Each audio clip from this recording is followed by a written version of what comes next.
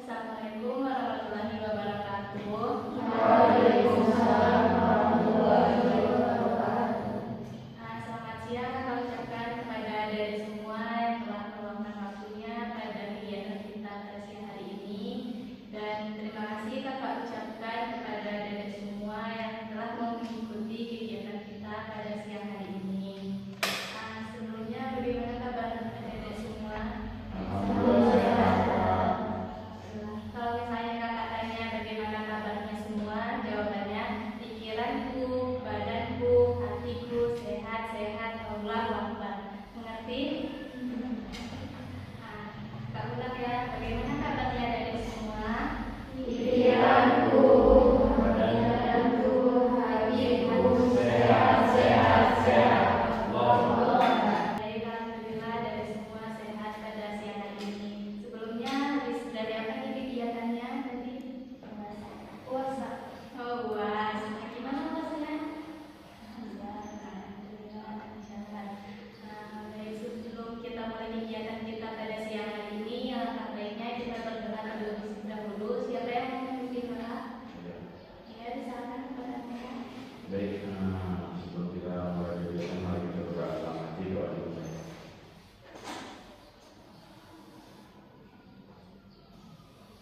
Doa selesai.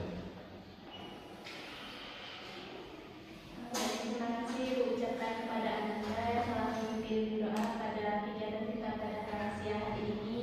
Semoga kegiatan kita berjalan dari lancar dari awal sampai akhir. Apakah ada yang tahu apa kegiatan kita pada siang hari ini? Tidak. Tidak tahu ya. Baik, kakak akan memberitahu kegiatan kita pada hari ini yaitu tentang bimbingan kelompok. Apakah ada yang sudah pernah mengikuti kegiatan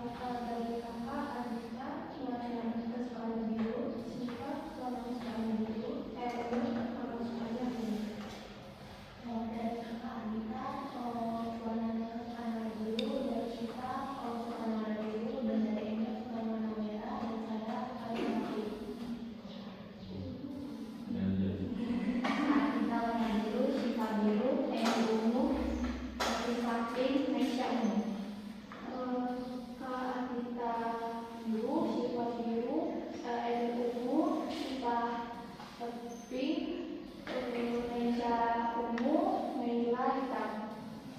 Kak Adita warna biru, Syifa biru, Emil ungu, Hanifah warna pink, Naisha warna ungu, Naila warna hitam, dan Sabila warna biru.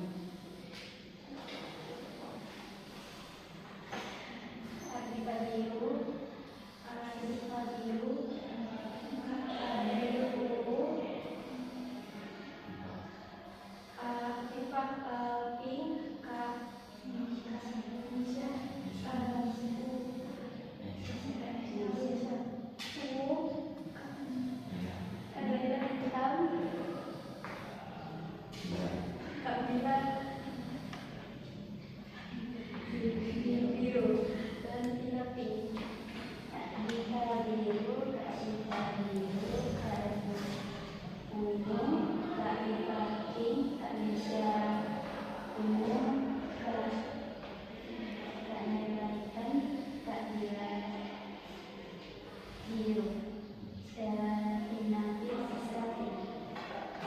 Kak Adita biru, Syifa biru, Emil ungu, Syifa merah, Naisha ungu, Naila hitam, Dila biru, Vina pink, Siska pink, Fahmi putih.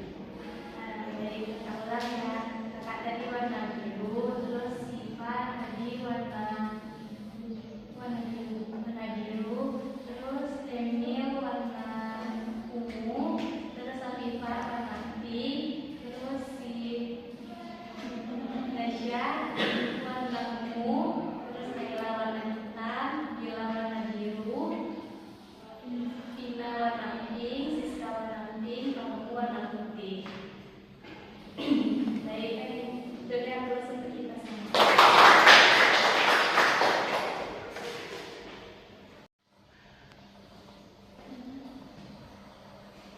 Jadi tadi kita kan udah saling kenal satu sama lain kan.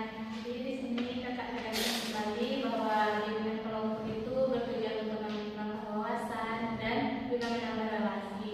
Dan kakak harap adik-adik tidak malu untuk mengumumkan pendapatnya. Apakah adik-adik sudah paham? Boleh siapa yang mau menyampaikan kembali? Silakan. Baik, kita ini adalah bimbingan kelompok, karena bimbingan kelompok ini adalah yang bertujuan untuk membahas atau misalnya menggunakan dinamika kelompok yang beranggotakan 8-12 orang dengan tujuan berwawasan dan relasi. Baik, terima kasih kepada kamu. Berarti atas untuk kamu. Baik, itulah yang apa yang dikatakan oleh kamu ini. Jadi dalam bimbingan kelompok ini ada yang namanya kita menggunakan dengan dua topik, yaitu ada topik tugas dan ada topik bebas. Topik tugas ini yaitu topik yang dimana yang akan disampaikan oleh kakak FPK, yaitu kakak sendiri pimpin kelompok dan ada di semua anggota kelompok. Dan ada yang namanya topik bebas, yaitu yang mana topik itu disampaikan oleh adik-adik, yaitu kakak. Terus dikarenakan kita baru pertama ketemu, kakak di sini memilih yang namanya topik tugas, yaitu yang topiknya itu berasal dari kakak. Topik yang kita bahas pada hari ini yaitu tentang KDRT. Apakah adik-adik semua sudah siap untuk mengikuti kegiatan bimbingan kelompok kita pada siang hari ini? Baik, sekarang kita masuk yang namanya tahap inti, yaitu kita akan membahas tentang topik yang akan kita bahas tadi, yaitu tentang KDRT. Sebelumnya, apakah adik-adik sudah tahu apa itu KDRT? Siapa yang mengetahui apa itu KDRT? Ya, silakan. Itu adalah tindakan kekerasan yang terjadi dalam lingkungan keluarga, baik secara fisik maupun psikis, dan biasa terjadi pada pasangan, orang tua, atau anggota keluarga lainnya. Betul apa yang disampaikan oleh Siska. Siapa lagi yang mau menyampaikan pendapatnya? Ada siapa? Jadi KDRT itu adalah kekerasan di dalam suatu lingkungan keluarga. Dimana dengan KDRT itu kayak akan mengakibatkan kayak pemeriksaan fisik dan sebagainya. Ya, benar yang dikatakan oleh Siska. Terima kasih Siska. Terus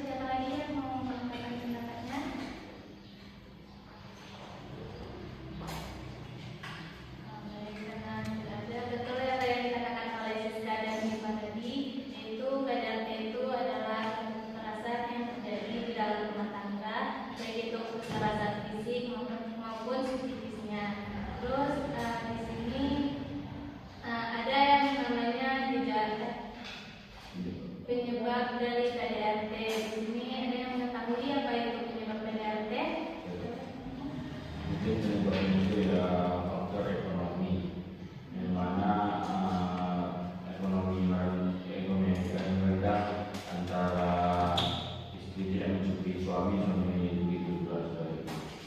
Baik, terima kasih pada Pak Muhammad. Ya, silakan. Budaya patriarki tidak menganggap bahwa laki-laki itu lebih dewasa. Oh ya, benar apa yang disampaikan oleh Aisyah. Patriarki itu juga penyebab dari KDRT. Terus ada lagi yang mau memberikan pendapat?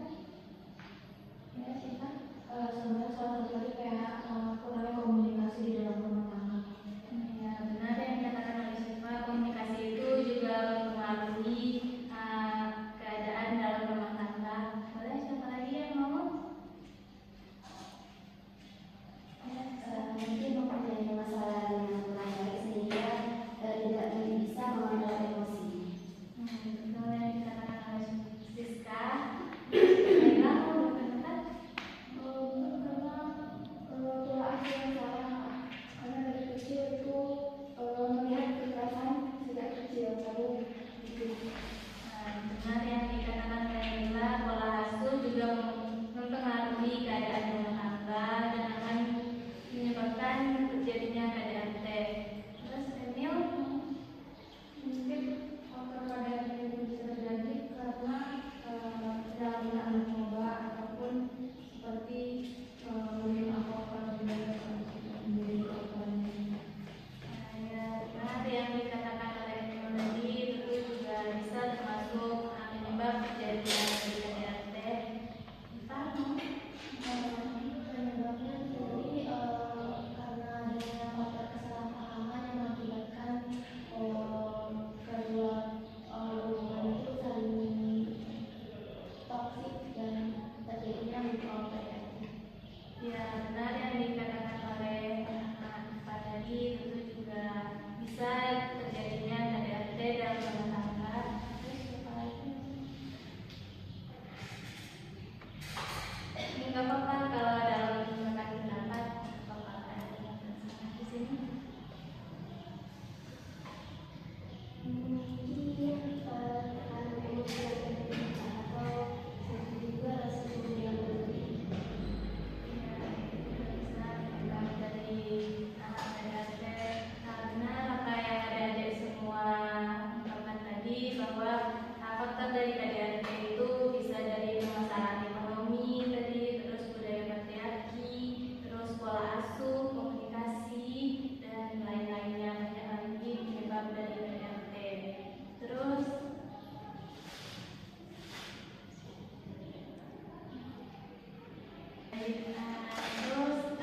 di dalam KDRT juga pasti akan berdampak terhadap orang rumah seperti anaknya atau keluarga yang lain. Di sini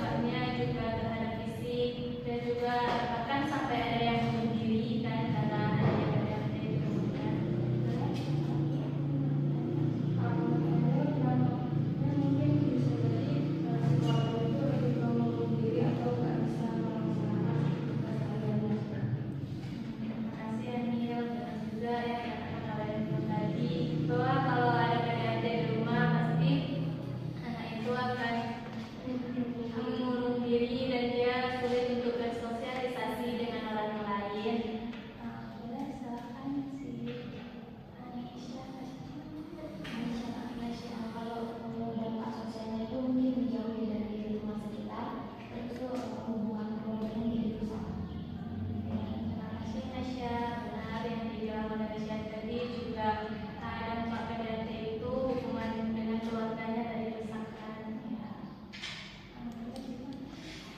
Kalau sifat dampak itu dari anaknya Kak, mungkin itu salah satunya adalah anak itu bakal menjadi trauma, jadi takut, dan juga prestasinya juga akan menurun.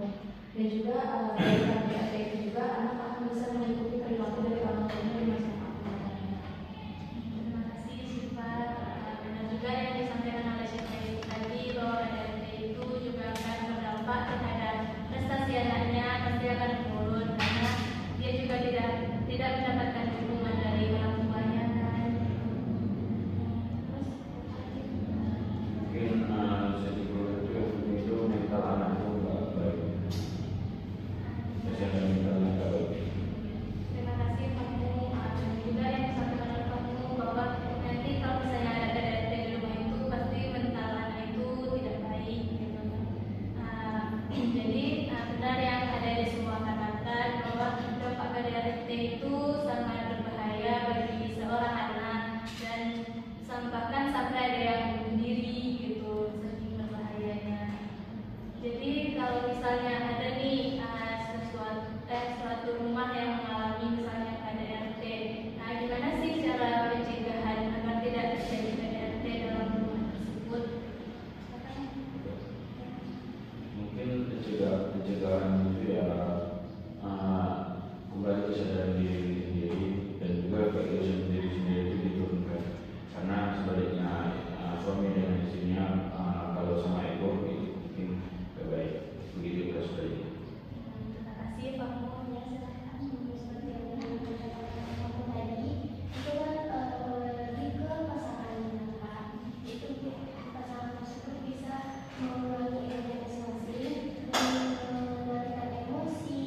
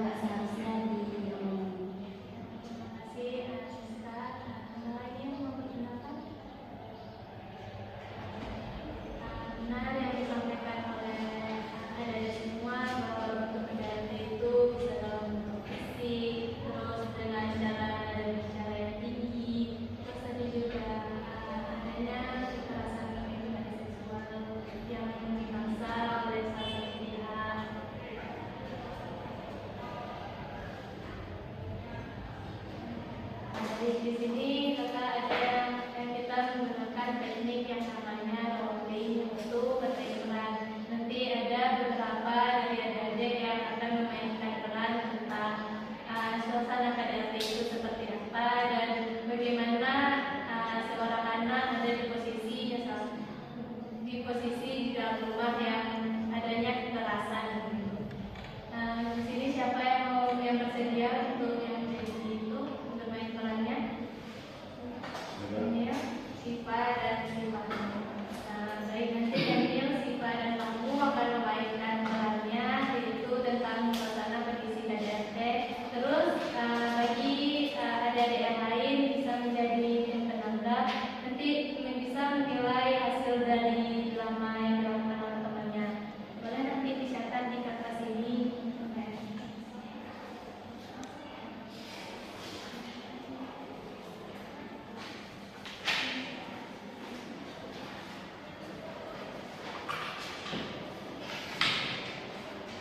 Apakah kamu Emil dan Saudara bersedia seperti itu?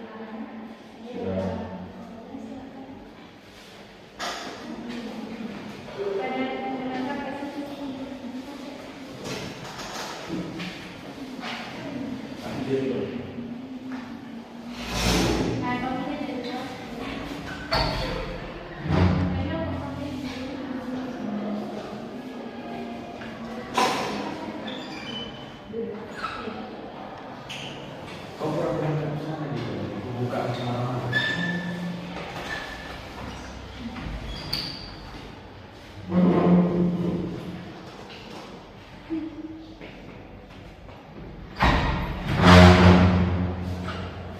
Bu, mana makan?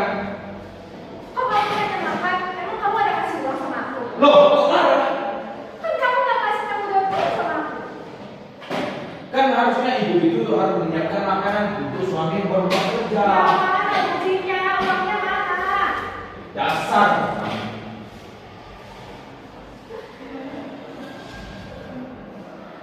Ayah, ibu, udah gak usah berantem terus. Kenapa sih kalian gak bisa selesai dengan cara yang baik-baik saja? Komunikasi yang baik. Itu ibu kamu tuh, bukan menyiapkan makanan, malah marah-marah kalau pulang kerja. Ya harusnya dengan ada yang keras-keras seperti itu. Tidak baik dan apa didengarkan tetangga-tetangga yang lainnya. Capek aku tuh mendengarkan ibu supaya setiap hari selalu berantem, selalu marah-marah. Ayah itu mau gak melihat saya itu seperti apa. Sedih, saya tuh takut kalau ayah itu selalu berantem. Ibu dan ayah tidak merasakan rasanya dari saya.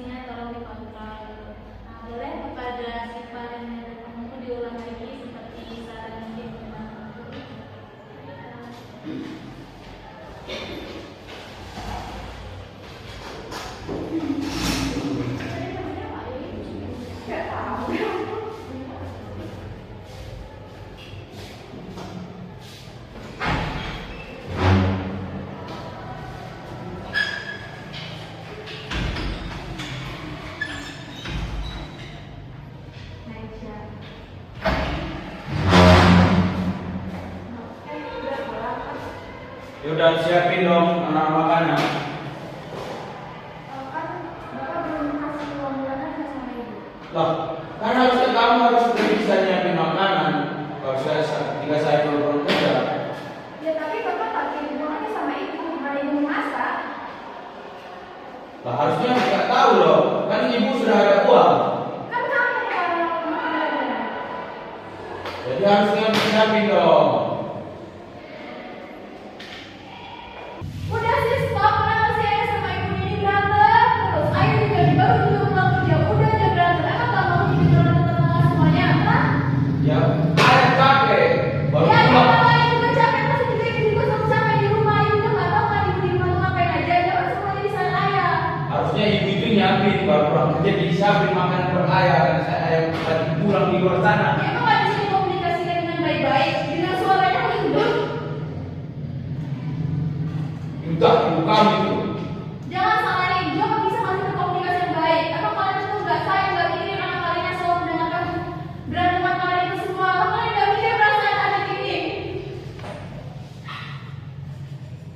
Capek kok ayah jadi aku. Ayah minta maaf ya nak. Telah mama dan juga kepada ibu. Bapak minta maaf ya bu. Iya, ya udah. Kalau tidak ada uang lagi silakan kita pergi makan saja keluar. Ayo kita pergi makan keluar saja.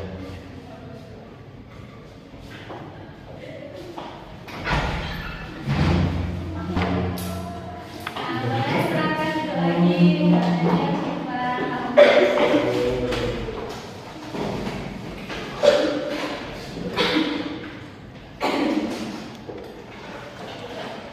Beri aplaus untuk kita.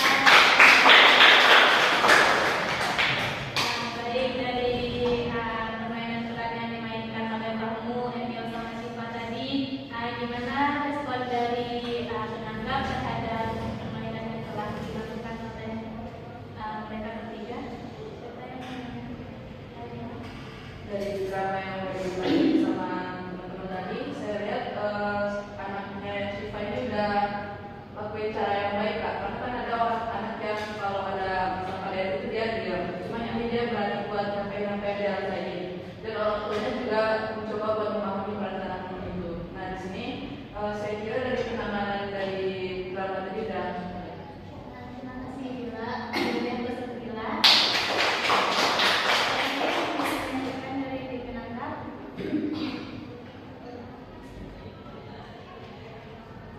Sista mau?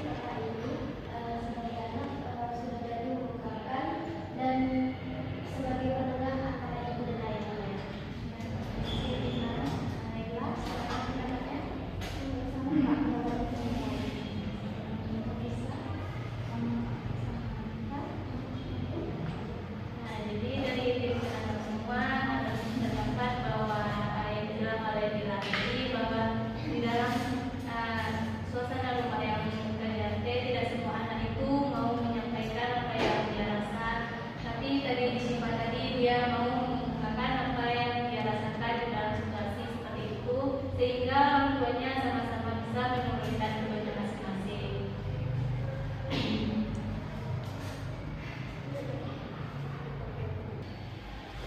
Baik, dari pembahasan topik yang kita bahas tadi yaitu tadi tentang KDRT. Jadi siapa di sini yang bisa menemukan pembahasan yang sudah kita bahas selama beberapa menit di belakang ini? Mungkin KDRT itu ya suatu kekerasan dalam rumah tangga yang menyebabkan adanya bekas dari kalau di fisik, mental dari psikis. Terus itu terdapatnya pada anak itu ya mental anak lemah, terus adanya trauma, dan juga pencegahan itu ya seperti dalam tadi kita mengenai emosi dan menurunkan ego.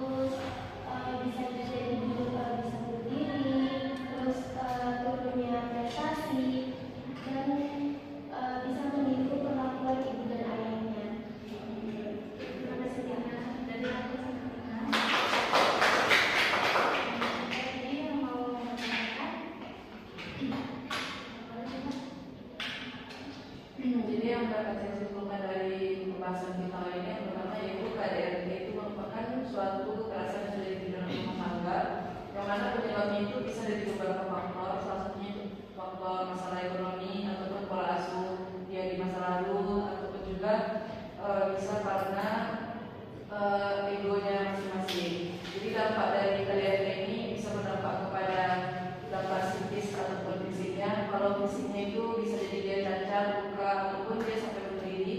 Sedangkan dari psikisnya itu dia bisa jadi traumatis. Terus cara pencegahannya kita harus terbuka di dalam keluarga dan saling menurunkan itu.